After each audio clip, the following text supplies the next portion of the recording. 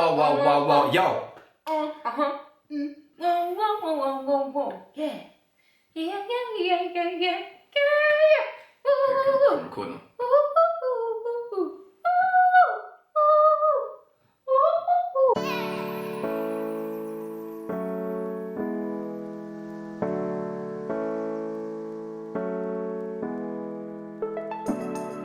Hey guys, and welcome to Marriage and Money. Hope you've been enjoying our videos this far, and thank you so much for your support. It is so encouraging, and we hope you are actually learning, applying what you've learned, and you're able to share it with others. But before we get into our video today, don't forget to subscribe to our channel so you can be updated with all the upcoming videos we be doing, and continue to join with us on Marriage and Money. We're gonna do a story time of basically when our car decided it wasn't gonna move. And obviously that was a financial emergency for us, and we're just gonna share the journey of how it all happened and played out and what we decided to do and the lessons we learned from that as well. So one fateful day, we were like, well, we planned to go up north, and so we got in the car, went juggle along, it was after work, and then we got there, everything was fine. When we were gonna come back, we were like and the car would not stop. It violated us that night, bro. I was just like, what is this? We got places to be then. And then we ended up getting the car hot wired, and it all started fine again. But then we thought, actually, let's not travel at that time of night. Next day was a Sunday, and then we decided, okay, we'll just wake up early and go. Yeah. So we drove back. Everything was cool, rosy dozy, nothing. That car broke down on the motorway. Hey. That would not have been. But anyway, so we trudged along, went to church, came home. All this same Sunday, we did all of that. Yeah. And then Monday came. We do our normal routine, go drop Jonathan at the station, then I drove to work. And then went to my working day, everything was fine. Came back, and then I'm in the car like, I'm like, and it was just cold out, and I was just like, oh my God, what is going on? And so we thought it was the battery, and so the next day I tried contacting a few people. We even tried to get it hot wired. One of our friends helped us.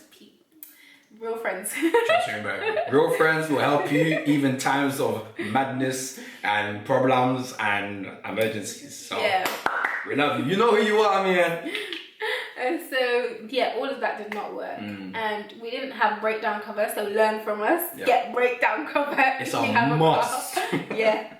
So just to protect yourself from different things that happen that you don't have control over. Wednesday morning comes, and we were just like, we just have to call this breakdown call because there's nothing else we can do. All the hot wiring, all that jazz, trying to get people across the road to help us was not working. So Wednesday morning, called the breakdown cover service. They came. I was speaking to them on the phone. They asked me all these questions and stuff like that. And then he was like, you have to pay so and so amount before we even come out. And I'm like, and by this time he's already sending the man to the car. I'm like, it was over £100 just for them to come out. And then, but because the man had sent the breakdown person to the car before I got there, I then had to take a taxi from the house to the car, and I was just like, this was not in the budget. You did well, baby. You did well. I was at work, by the way, guys. You don't be thinking, wait, where's Jonathan? Why Jonathan ain't saying anything? I was at work, yeah? Like, I was far away, so me coming all the way down to help was not practical. Yeah. But yeah. So then got in the taxi, and then the man was already there, and I told him like what we thought it was, and he was like, okay, he'll do his test and whatever. He tested it, he was like, battery's fine, it's not that. So I'm like, what is it then? I'm like, what is it gonna be? Da, da, da. And then he says, oh, it's something to do with the starter motor. And I'm like, I'm there googling how much this is gonna be. I'm like, oh no. Right. Anyway, so he tells me, actually no, he was able to start the car, and then like he drove behind me on the way to the mechanic. I got to the mechanic, told them the situation, and they were like, okay, we'll call you to give you the cost breakdown. I'm like, oh, okay. So anyway, have my working day. Then they call me while I'm at work, and they're like 688 something, and I'm just like, say what?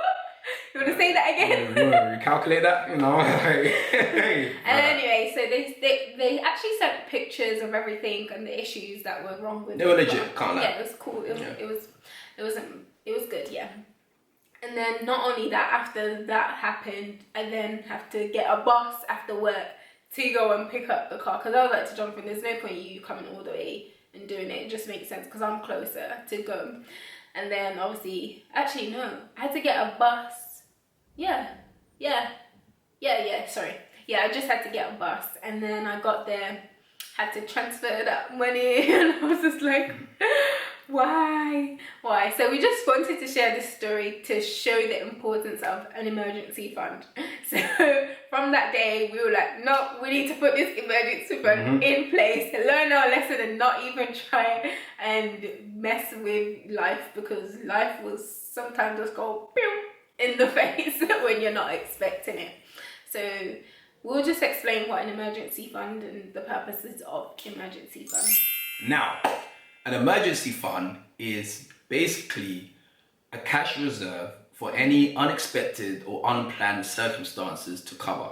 So for a great example, like our story, an emergency fund was definitely needed to cover that unexpected cost for our car's repairs.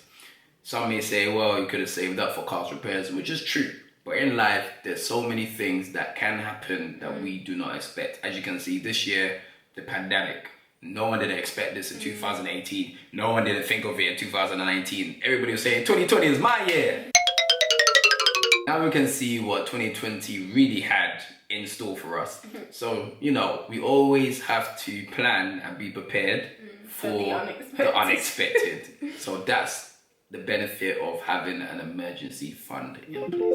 There are two types of emergency funds, but they're both called emergency funds. But for us personally, we call it emergency one and emergency two. So basically, emergency one is an account that has £1,000 saved, and that amount does not get touched no matter what, unless it's an emergency, i.e. the car broke down or the door in the house broke and you need to get it fixed. Something that you haven't budgeted for, something that you haven't predicted will happen. That's the only time you can go into emergency.